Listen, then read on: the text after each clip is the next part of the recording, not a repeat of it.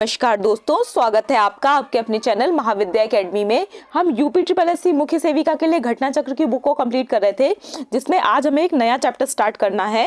Last chapter जो हमने complete किया था वो था आपका गर्भावस्था से रिलेटेड। आज जो हमें चैप्टर हम करने जा रहे हैं वो है आपका वृद्धि एवं विकास, शारीरिक विकास, मोटर विकास, भावनात्मक विकास, भाषा विकास, सामाजिक विकास और संज्ञानात्मक विकास। यानी कि एक व्यक्ति के जो विकास के चरण होते हैं विभिन्न विभिन्न स्तरों पर, ठीक है, विकास और वृद्धि उनको हम पढ़ेंगे। और विकास के जो अलग अलग आयाम है, शारीरिक विकास, मोटर विकास, भावात्मक विकास, भाषा विकास, सामाजिक विकास और संज्ञानात्मक विकास, इन सभी को हम देखेंगे। ठीक है, चलिए स्टार्ट करते हैं चैप्टर को।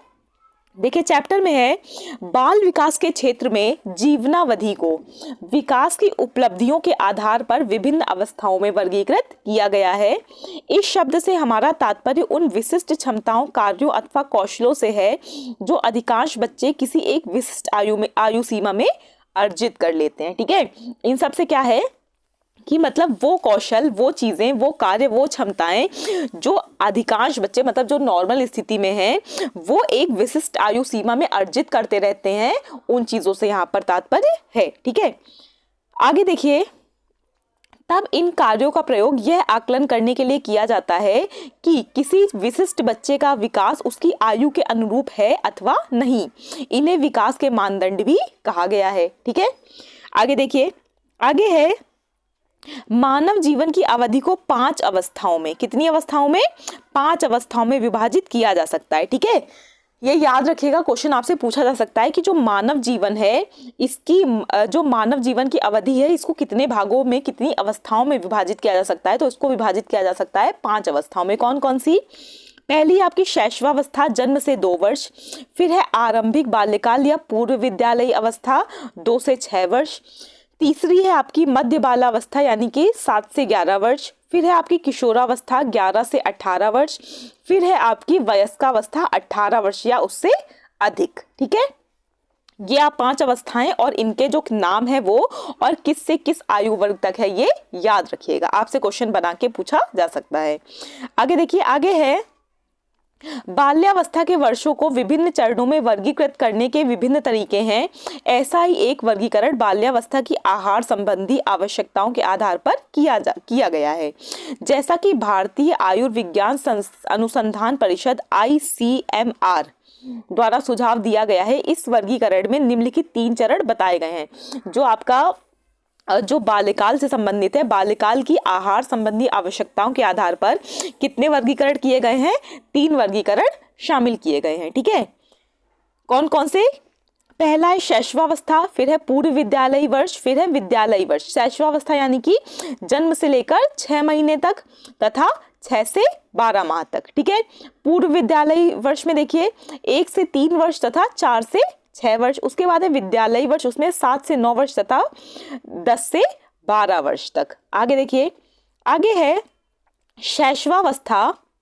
ठीक है, शैशवावस्था व पूर्व विद्यालयी वर्ष। देखिए इसमें क्या है, शैशवावस्था व पूर्व विद्यालयी वर्ष में, इसमें देखिए शारीरिक विकास। सबसे पहले शारीरिक विकास में देखिए इसमें है 2 से 6 वर्ष की आयु की अवधि के दौरान शारीरिक आयाम में वृद्धि उतनी त्वरित नहीं होती जितनी कि शैशवावस्था में अनुभूत होती है। देखिए जब बच्चा 0 से यानी कि जब बच्चा जन्म लेता है उससे 2 वर्ष तक उसका विकास बहुत तेजी से होता है, वो बहुत तेजी से बढ़ता है। ठीक है, लेकिन जो मतलब उसकी जो उसके बाद जो 2 से 6 वर्ष की उसकी जो आयु होती है उसमें जो उसकी अवधि है, जो उसका शारीरिक आयाम है, वो उसकी वृद्धि उतनी तेजी से नहीं होती जितनी कि शैशवावस्था में हो रही थी, जितनी कि शैशवावस्था में अनुभूत की जा रही थी। ठीक है, बच्चा एक वयस्क के शारीरिक समानुपाती का आकलन करना शुरू कर देता है। आगे देखिए, आगे है पैरों की वृद्धि त्वरित होती है और पैर किसी की संपूर्ण ऊंचाई के लगभग आधे भाग को प्रस्तुत करते हैं। सिर की वृद्धि धीमी और धड़ की वृद्धि तत्कालिक है। ठीक है, देखिए क्या बताया है, जो पैर की वृद्धि है, जैसे मान लीजिए किसी बच्चे की हाइट है मान लीजिए 4 फुट। ठीक है, मतलब 4 फुट का बच्चा नहीं होगा, मान लीजिए किसी बच्चे की हाइट है, किसी की भी मान लीजिए किसी की हाइट 4 फुट है। ठीक है, तो उसमें से लगभग जो आधा है यानी कि जो 2 फुट है वो क्या होंगे उसके, वो लगभग उसके पैर होंगे 2 फुट के। ठीक है, बाकी जो है वो आधा शरीर होगा। ठीक है, आगे देखिए, आगे है सामान्यतया बच्चों की लंबाई और वजन कई कारकों से प्रभावित होते हैं, जैसे माता पिता की ऊंचाई, पोषण, बीमारी आदि। यानी कि एक बच्चे का जो वजन और उसकी ऊंचाई है इस पे भी डिपेंड करता है कि उसके माता पिता की ऊंचाई क्या है। ठीक है, बच्चे को कोई बीमारी तो नहीं है, बच्चे को जो खान पान है, बच्चे को जो पोषक तत्व मिल रहे हैं वो किस प्रकार के हैं। ठीक है भाई, किसी के माता पिता हैं अगर वो बहुत छोटे छोटे हैं, यानी कि उनकी हाइट कम है, तो बच्चा अपने आप तो लंबा हो नहीं जाएगा, क्योंकि कुछ तो मतलब जीन्स का भी असर होता है ना। ठीक है, और किसी बच्चे के अगर जो माता पिता हैं वो दोनों ही लंबे लंबे, पूरी फैमिली बैकग्राउंड उनका लंबा ही है, ठीक है, तो क्या होगा, वो बच्चा अपने आप क्या होगा, उसकी हाइट अच्छी होगी। ठीक है, आगे देखिए, आगे आपका कुछ परीक्षापयोगी तथ्य दिए गए हैं, इसको भी देख लेते हैं। ये भी आपके एग्जाम के आपके पॉइंट ऑफ व्यू से काफी इंपॉर्टेंट होते हैं। देखिए, शैशवावस्था को खिलौने की अवस्था कहा गया है। किसको खिलौने की अवस्था कहा जाता है? शैशवावस्था को। ठीक है, शिशु अपने खिलौनों के साथ एकांत में उसी प्रकार से खेलता और बातचीत करता है जिस प्रकार से उसके माता पिता उससे प्यार करते हैं। ठीक है, आपने देखा होगा छोटे बच्चों को जब वो अकेले में खेलते हैं तो अकेले में वो अपना कुछ बड़बड़ाते भी जाते हैं कि हाँ ये वो ऐसे करो, वो वैसे करो, और आपने कई बार देखा होगा कि वो मतलब अपने खेल के दौरान उन्हीं बातों को रिपीट करते हैं जो बातें परिवार में होती हैं, परिवार में बच्चे को कही जाती हैं। बच्चे से जिस चीजों का मतलब कॉन्वर्सेशन जैसा किया जाता है वो अपने खेल के दौरान भी अपनी जो डॉल है, ठीक है, जिन भी चीजों के साथ वो खेल रहे हैं उनसे वैसा ही कॉन्वर्सेशन करते हैं। आगे देखिए, आगे है शैशवावस्था, बाल्यकाल तथा किशोरावस्था में होने वाले संवेगात्मक विकास को प्रभावित करने वाले कुछ कारक निम्नलिखित हैं। कौन कौन से? पहला है आपका शारीरिक स्वास्थ्य, दूसरा है मानसिक योग्यता, तीसरा है थकान, चौथा है वंशानुक्रम, पांचवा है पारिवारिक वातावरण, छठवां है अभिभावकों का दृष्टिकोण और सातवां है सामाजिक आर्थिक स्थिति, आठवां है विद्यालय। ठीक है, आगे देखिए, आगे है खेल विधि द्वारा बच्चे का सामाजिक विकास अत्यंत सकारात्मक रूप से होता है, क्योंकि खेल की शिक्षण विधियों द्वारा बालक की मूल प्रवृत्तियों का विकास होता है, जिसके कारण बच्चों में समायोजन समूह के रूप में कार्य करने की क्षमता के साथ साथ शारीरिक वृद्धि भी तीव्र गति से होती है। ठीक है, आगे देखिए, आगे है बच्चे के सामाजिकरण में परिवार मुख्य भूमिका निभाता है। परिवार ही बच्चे की प्रथम पाठशाला होती है। ठीक है, आपने स्टेटमेंट कई बार कई जगहों पे कोटेशन के रूप में देखा होगा।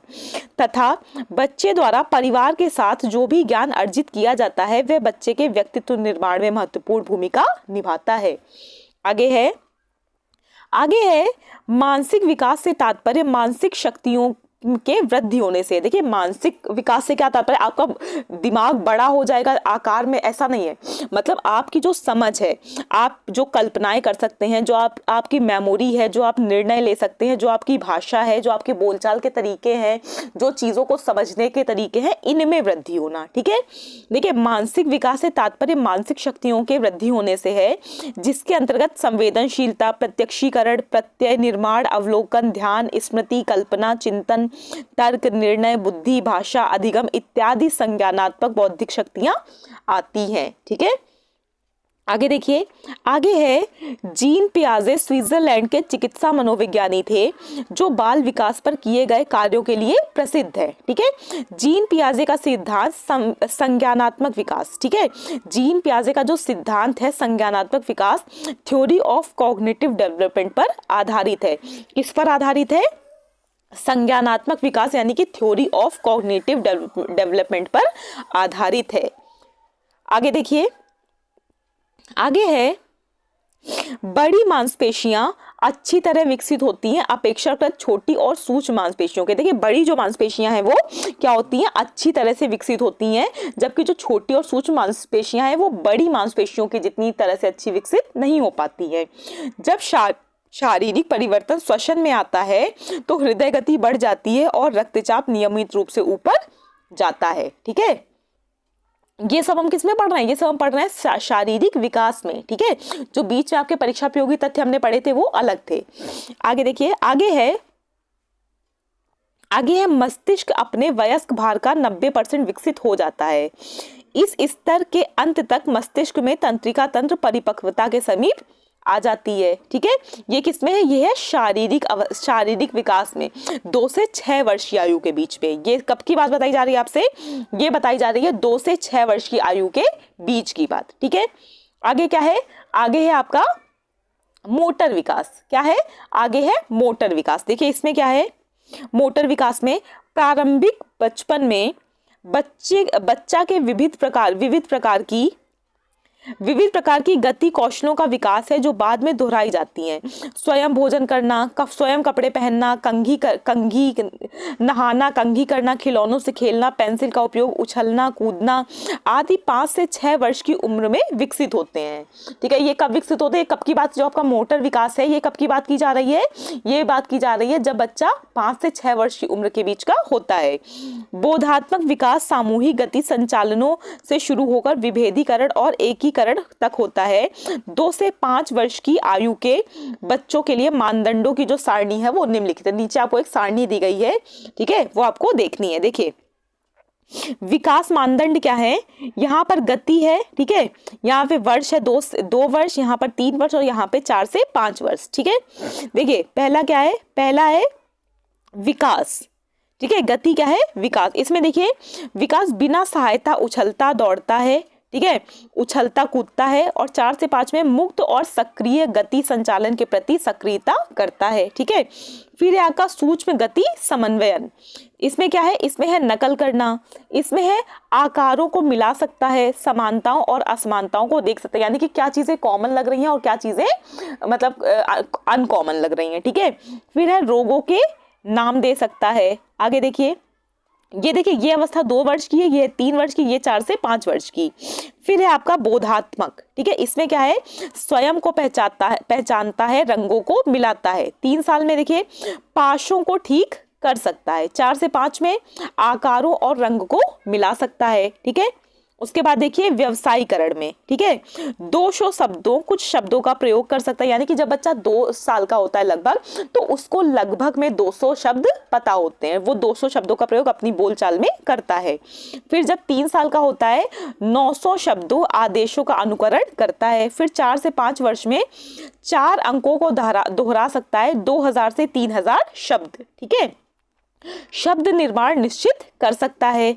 उसके बाद देखिए, उसके बाद है अनुकूल व्यवहार, आंत पर नियंत्रण, यानी कि जब बच्चा 2 साल का होता है तो वो अपनी जो मतलब सुसु पॉटी है वो बताने लगता है। ठीक है, आप लोग को पता हो, क्योंकि देखिए जो फीमेल्स होती है ना, ये जो एग्जाम है फीमेल कैटेगरी का, और फीमेल का जो बच्चों के लिए मतलब कह लीजिए अफेक्शन है या जो उनका डेडिकेशन होता है वो कई ज्यादा होता है। ठीक है, तो आप लोग ये सब चीजें फील की भी होंगी आप लोगों ने।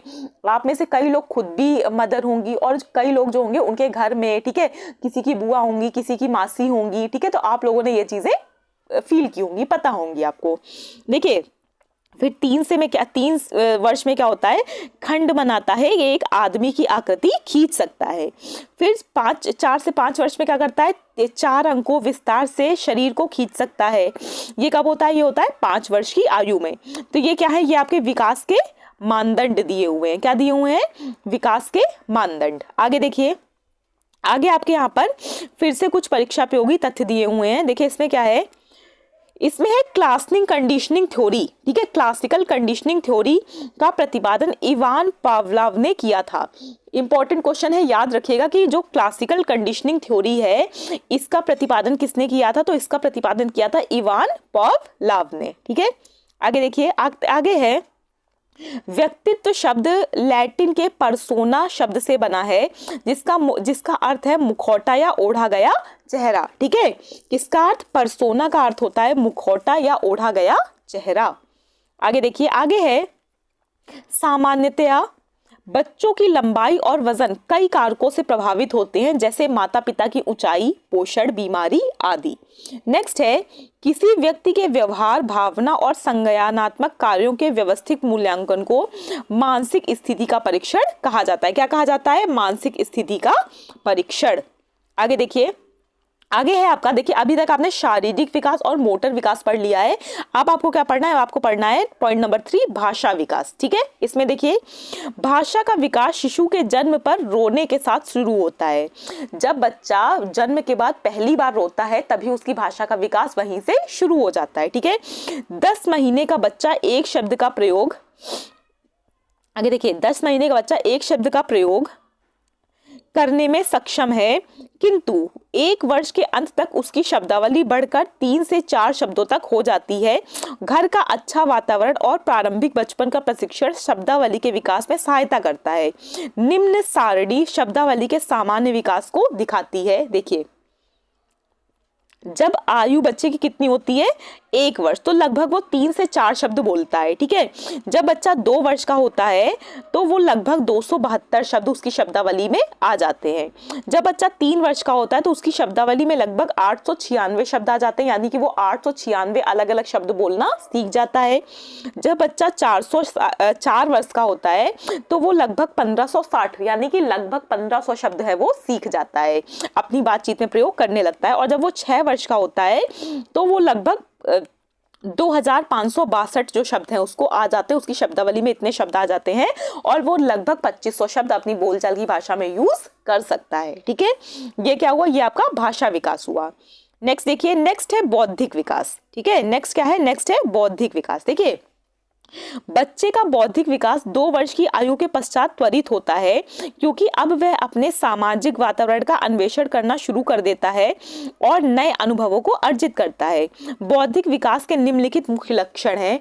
मुख्य लक्षण देखिए क्या है बौद्धिक विकास के, आगे देखिए बौद्धिक विकास के मुख्य लक्षण हैं, बच्चा भौतिक सामाजिक वास्तविकताओं की संकल्पना बनाना शुरू कर देता है। फिर है 6 वर्ष की उम्र तक बच्चा आकार, आकृति, रंग, समय और दूरी आदि का बोध विकसित कर लेता है। नेक्स्ट है याददाश्त बहुत तीव्र गति से बढ़ती है, बच्चा रटकर याद करना सीख जाता है। फिर है बच्चे में सृजनशीलता विकसित होती है और कल्पनाशीलता बढ़ना शुरू हो जाती है। नेक्स्ट है मूर्त सामग्रियों के, हाँ कहाँ पढ़ते हैं हम, बच्चे में सृजनशीलता विकसित होती है और कल्पनाशीलता बढ़नी शुरू हो जाती है। नेक्स्ट देखिए, नेक्स्ट है मूर्त सामग्रियों के संबंध में चिंतन और तर्कण विकसित होती है।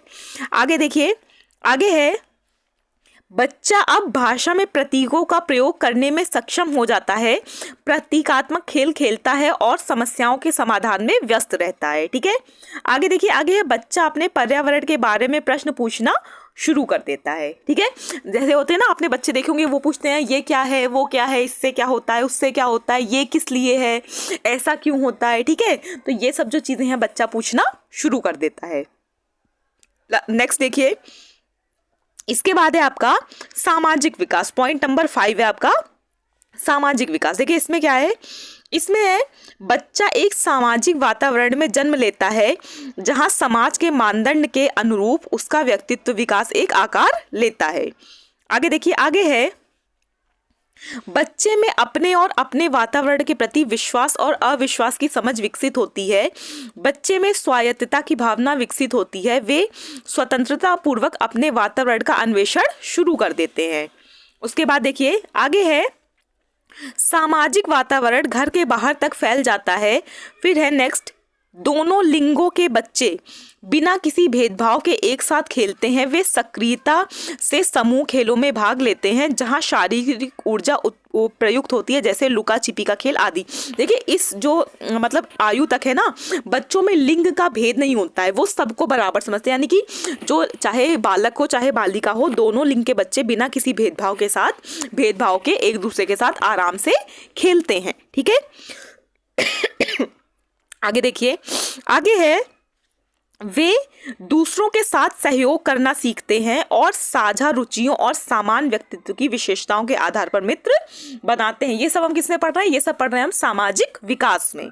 ठीक है, बच्चे परियों की कहानियों और जानवर की कहानियों में रुचि लेते हैं। आपने देखा होगा जो बच्चे हैं उनको जो एंजल्स टाइप की कहानी है, परियों की कहानी, मतलब जो काल्पनिक कहानियां हैं इनमें, और जो जानवरों की कहानियां हैं, ठीक है, कि हाथी की कहानी, घोड़े की कहानी, चिड़िया की कहानी, इन सब चीज़ों में बड़ी मज़ा आती है। आगे देखिए, आगे है 3 से 6 वर्ष के बीच नकारात्मकता बढ़ती है। यह सामाजिक स्थितियों का एक उत्पाद है। यह कहा जाता है कि बच्चा जितना अधिक वयस्क हस्तक्षेपों से कुंठित होता है उतना ही अधिक उसका व्यवहार नकारात्मक होगा। यानी क्या होता है, मतलब जितना ज़्यादा उसके ऊपर बड़ों का हस्तक्षेप होता है, ठीक है, जितना ज़्यादा बड़ों का हस्तक्षेप होता है, जितनी ज़्यादा उसके परिवार में कुंठा का माहौल होता है, बच्चे के अंदर भी नकारात्मकता उतनी ज़्यादा बढ़ती जाती है। ठीक है, आगे देखिए, आगे खेल की स्थितियों में लड़कियां लड़कों की अपेक्षा अधिक प्रभावी होती हैं। ठीक है, जो खेल की स्थितियां हैं इसमें जो लड़कियां हैं वो लड़कों से अधिक प्रभावी होती हैं। बच्चा अपनी क्रियाओं की सामाजिक मान्यता चाहता है, यानी कि बच्चा चाहता है जो वो कर रहा है उन चीज़ों को सामाजिक मान्यता मिले। आगे देखिए, आगे है नेक्स्ट है आपका भावात्मक विकास, यानी कि जो ये विकास का लास्ट आप बताया गया है क्या, भावात्मक विकास। विकास में आपका लास्ट पॉइंट है भावात्मक विकास। इसमें देखिए, इसमें भावनाएं जीवन में एक महत्वपूर्ण भूमिका निभाती हैं और व्यक्ति के वैयक्तिक और सामाजिक सामंजस्यों में योगदान देती हैं। वे पौष्टिक अभिव्यक्ति में निर्देशित होती हैं। व्यक्ति के विकास में भावनाएं निम्नलिखित प्रभाव डालती हैं। कौन कौन से? पहला है, जीवन में विशेष स्थिति का सामना करने में भावनाएं हमें ऊर्जा देती हैं। दूसरा है, वे हमारे व्यवहार के लिए एक उत्प्रेरक के रूप में कार्य करती हैं। तीसरा है, भावनाएं जीवन में दैनिक अनुभवों में आनंद जोड़ती हैं। उसके आगे है, वे समाज में सामंजस्य को इस प्रभावित करती हैं। उसके बाद है, उच्च भावनात्मक स्थितियां मानसिक साम्य को बाधित करती हैं। चिंतन और तर्कण विघटित हो जाती है। ठीक है, आगे देखिए, आगे है नेक्स्ट पॉइंट, भावनात्मक व्यक्तियों के बीच संप्रेषण का एक माध्यम प्रदान करती हैं और सामाजिक मानकों को सुनिश्चित करने के क्रम में व्यक्ति को उन्नत करने में दिशा निर्देश देती हैं। नेक्स्ट है आपका, भावनात्मक हानि व्यक्ति को अव्यवस्थित करने का नेतृत्व करती है।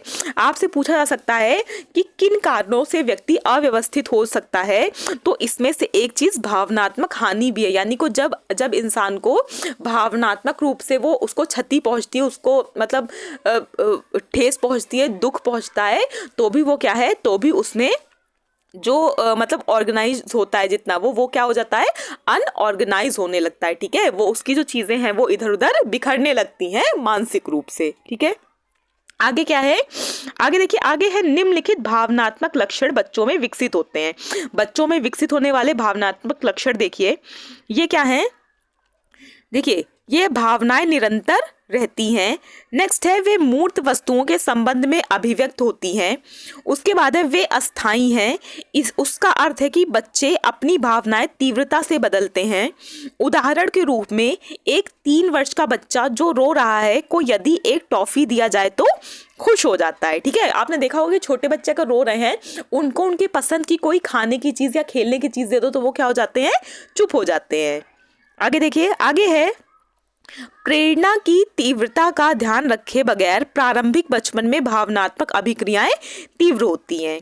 उसके बाद है, बच्चे अपने भावनाओं को छुपाने में असफल रहते हैं, किंतु विभिन्न गतिविधियों जैसे चिल्लाने, नाखून चबाने, अंगूठा चूसने और बोलने की परेशानियों के माध्यम से अप्रत्यक्ष रूप से उन्हें अभिव्यक्त करते हैं। ठीक है, जो देखिए बच्चे हैं ना, वो अपनी भावनाएं छुपा नहीं पाते हैं। ठीक है, एक बच्चे से आप कहिए कि गुस्सा होने का नाटक कर, तो वो 1-2 सेकंड 5-10 सेकंड गुस्सा रहेगा, लेकिन अगर आप उसको जरा सी भी गुदगुदी कर देंगे तो तुरंत हंस देगा। ठीक है, या आप उससे कुछ ऐसी बात कह दें तो वो तुरंत हंस देगा। ठीक है, लेकिन जो अपनी वो जो उनके अंदर जो अलग अलग चीज़ें चल रही हैं उसको वो चिल्लाने, नाखून चबाने, अंगूठा चूसने, बोलने में जो परेशानियां होती हैं, इसके माध्यम से उनकी अप्रत्यक्ष रूप से मतलब उनकी चीज़ों को समझा जा सकता है। आगे देखिए, आगे है, भावनाएं शक्तियों में परिवर्तित हो जाती हैं। भावनाएं जो एक निश्चित आयु में बहुत मजबूत थीं, बच्चे की वृद्धि के समय कमज़ोर हो जाती हैं, और जबकि अन्य भावनाएं जो कमज़ोर थी मजबूत हो जाती हैं।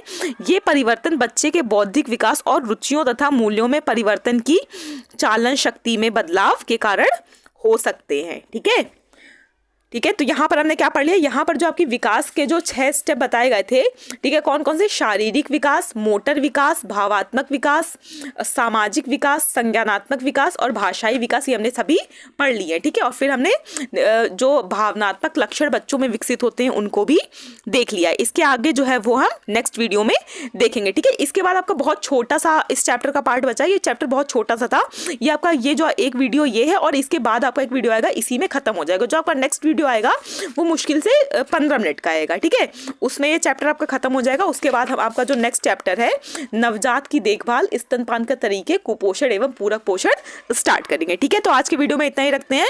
वीडियो को कंप्लीट देखिएगा, 1 से 2 बार रिवीजन जरूर करिएगा। वीडियो देखने के लिए thank you so much. Please like, share और सब्सक्राइब करना मत भूलिएगा। Thank you.